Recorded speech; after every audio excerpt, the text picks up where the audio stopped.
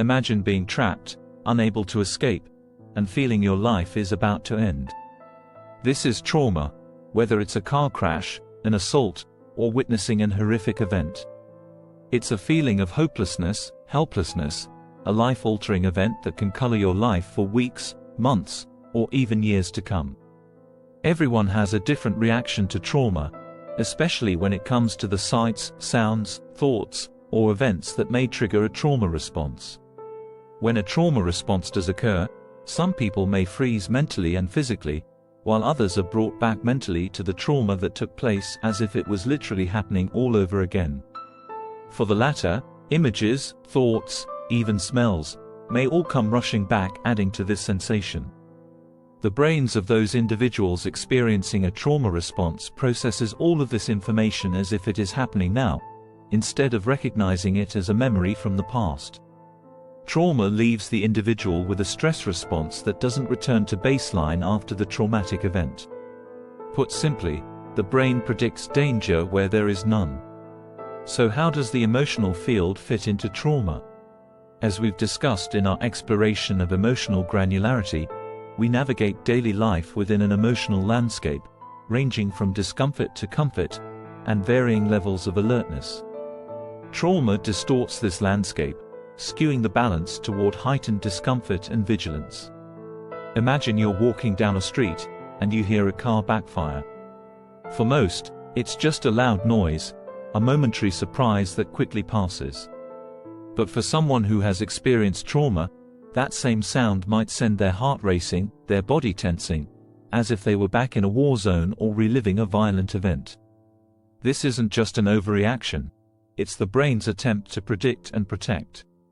In this instance, the brain misreads the sound as a signal of imminent danger, plunging the individual into a state of high alert. Or consider a simple scent, like the smell of gasoline. For many, it's just an everyday odor, perhaps associated with filling up the car. But for someone who has survived a fire or an accident, that scent might trigger a flood of memories and emotions, dragging them back into a moment of terror. Their emotional field, instead of being a neutral or mildly uncomfortable experience, becomes overwhelmingly charged, with their brain sounding the alarm. These examples illustrate how trauma reshapes the emotional field, turning neutral or even benign stimuli into perceived threats. The emotional granularity that could once distinguish between a car backfire and an actual gunshot, or between a harmless scent and a dangerous one, becomes blurred. This misalignment doesn't just affect momentary experiences but can fundamentally alter how an individual perceives and interacts with the world.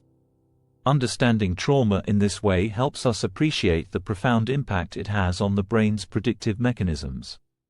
By recognizing these distorted predictions, we can begin to develop strategies to recalibrate the emotional field, helping individuals navigate their worlds with a sense of safety and control once more. To recalibrate the emotional field and reduce the intensity of trauma responses, several strategies can be employed. Mindfulness practices, such as mindful breathing and body scan meditation, help ground individuals in the present moment, easing their physiological arousal. Cognitive techniques, like thought challenging and positive visualization, enable individuals to reframe distorted predictions and foster a sense of safety.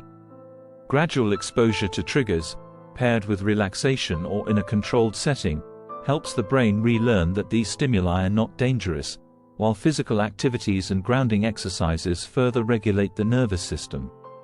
Additionally, narrative therapy allows individuals to process and reframe their trauma, transforming it into a story of resilience. Creating safe environments, whether through identifying comforting spaces or establishing predictable routines, provides stability. Finally, social support and co-regulation through connection with others reinforce emotional safety, reducing the impact of distressing memories. Together, these strategies help individuals move from a state of high alert to one of greater comfort and control. Thank you for watching the community project, and be sure to be on the lookout for more videos about emotional granularity and our emotional field. Don't forget to subscribe, like and share. See you next time, and remember, you're not alone.